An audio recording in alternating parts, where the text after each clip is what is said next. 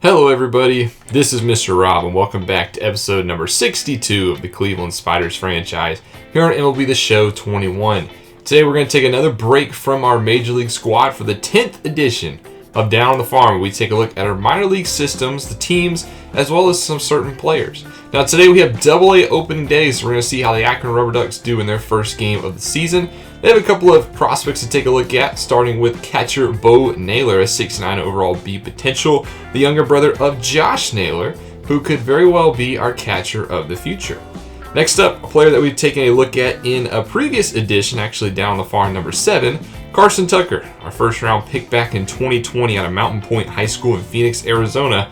Hasn't quite lived up to first round potential yet, but he's got a ways to go at age 20. There's also Kirk McCarty, a potential reliever. We don't have many of these in our organization. You could always use some relief pitcher talent, so someone to take a look at.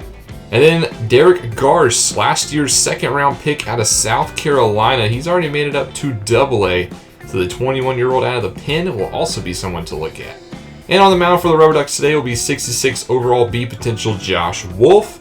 Keep an eye on him in this episode, as we might talk about him more in the future. Now, the Altoona Curve are the AA affiliate of the Pittsburgh Pirates. They have a couple of key players, Bryce Denton being an A potential left fielder, and Brennan Malone, their 62 overall B potential starting pitcher for today. He will take the mound. Two players to look out for Pittsburgh in the future.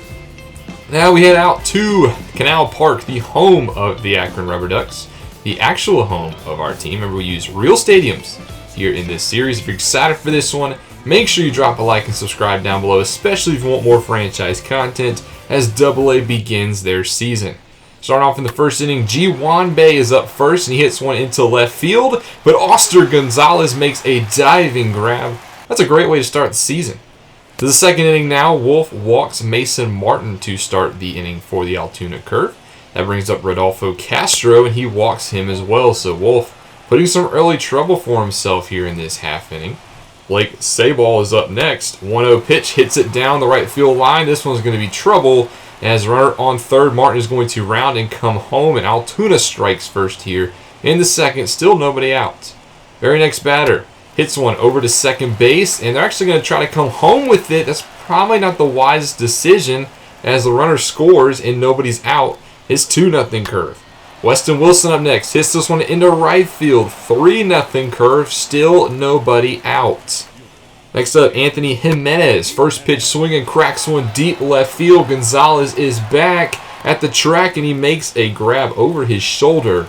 That's the first out of the inning. Runner will tag and go to third, putting him on the corners for the top of the lineup. And then two batters later, down the first base line into right field. Another run for the Curve. Fortunately, gets a little greedy trying to take second, but that's 4 runs in the second for the Curve. We'll go bottom 2 now, where the Rubber Ducks see if they have any sort of answer. And with the 2 outs, Tyler Krieger hits one into right field. Joan Kenzie Noel up next. He hits this one to the left side of the infield, so that's back-to-back singles here with 2 away. How about Oscar Gonzalez? Had the great diving catch earlier, hits this one into right field, and he will bring home the first run for the Rubber Ducks. As an RBI single, it's 4-1 Curve. Peter Halpin, the top of the lineup up next, swings wildly at an inside slider, so the Rubber Ducks do get one. We'll go all the way to the top of the 4th now, 1 away, and Jimenez at the plate. There's a nice defensive stop, but he beats out the throw at first, and that's an infield base hit. His runner on first. Now 2 away, Sammy Ciani will go down swinging, so looks like Wolf's able to settle down a little bit. Runner was stranded. Bottom 4, Gabriel Rodriguez leads off for Akron. He draws a leadoff walk, and that brings up Daniel Johnson, the Jet. Full count, fastball, hits it to left center, and this one is slicing away from the center fielder up against the wall. He's going to get to second. Runner's going to come all the way home and score. An RBI double for Daniel Johnson cuts the lead to 2. Now 1 out for Noel. Johnson's on third base, and Noel hits one to center that'll be caught. However, Johnson has some speed, and he's going to tag home as the throw is offline. And just like that, it's only a 1-run game now. Oscar Gonzalez up next. Full count, 2 outs. Hits this one into right field. Up until this point, only the hitters 6 through 9 have base hits for Akron. Peter Halpin looking to change that. Hits it to right, but it's a fly out. So the top of our lineup hasn't been doing anything, but the bottom half has been carrying. Wolf Goes through 5 innings, gets Castro to pop up. That's a 1-2-3 fifth. And Akron's still trying to chip into this one. In the 6th, Wolf, he gets it through 6 innings as Wilson drills this one to left center. It's up against the wall. Wolf, though, having some trouble getting through the 6th, as that's a 2-out double. How about Anthony Jimenez? 2-0 pitch, lines it to left. This one is caught. So 6 innings for Wolf. Gives up 4 earned runs. Bottom 6 now, Gabriel Rodriguez draws another leadoff walk. That's his second leadoff walk of the day. And that does it for Brennan Malone. They're going to bring in the righty Matt Eckelman out of the pen, the 27-year-old trying to hold on to his career in the later stages. And he comes right through the inning. Akron had nothing to respond for him in the 6th. He gets the next 3 batters to go down. And for the Rubber Ducks, Giancarlos Mejia will step into the play. The tall 6'5", 25-year-old at 240. It's a big man, comes out of the pen. He gets the first 2 batters to go down in the 7th, but Jace Peterson connects on a fastball to right field, and it hits the little wooden walk up top in right field. A solo shot for Peterson. 376 gives Altoona their 5th run of the season. Peterson actually has Major League experience, so interesting to see him down here at Double-A, hoping to get another shot in the majors at some point. 5-3 now for the Curves. We go bottom 7. Still no answer for Eckelman as he goes down right through the order, the 9-1 and 2 hitters. Top 8, Mejia still on the mound, running on first with 1 away, and the next batter will bloop this one into left.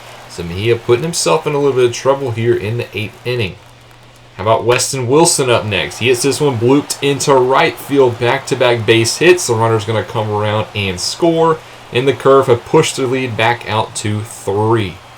Runners on the corners. Anthony Jimenez, 1 for 3 on the day. Blasts one to left. This one's going to be out, but it's going to be deep enough to tag.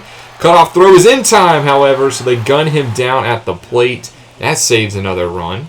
How about we go bottom 8? Alex McRae steps in for the Curve, a right-handed pitcher at 27 years old. Starts off against Jose Tena.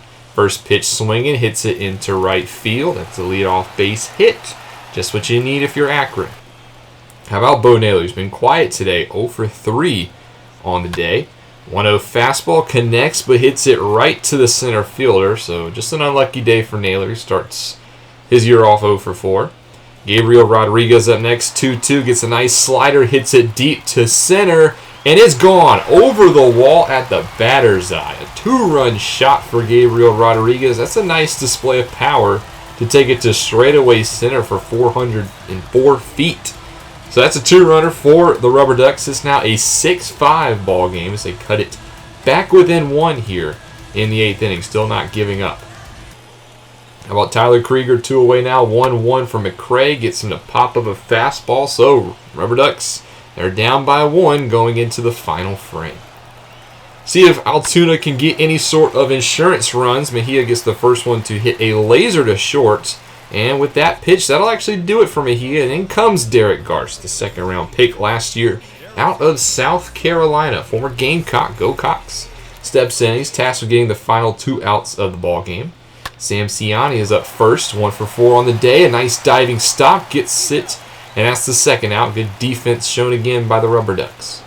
How about Jace Peterson, 1 for 4, saw him go yard right back to the 2nd baseman. And the Rubber Ducks down by 1 going into the 9th. They're going to have to get that run against Luis Oviedo, 22-year-old relief prospect for Pittsburgh. He'll start off against Joan Kinsey Noel, who is 1 for 2 on the day, does have an RBI.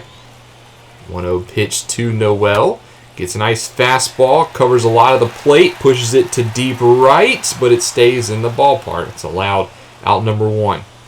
How about Oscar Gonzalez having himself a solid day? He's going to end it 2 for 4. Looks at strike 3, looking questionable pitch. But now it's up to Petey Halpin, our leadoff hitter, who is 0 for 3 on the day. He is tasked with keeping the game alive. 2-1 pitch to Halpin.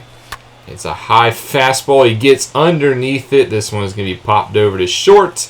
Easy play, and the Curve win today 6-5 against Akron, and they drop their Double-A opening day matchup. Overall, decent performance. We saw some spotlights specifically in the bottom half of our lineup.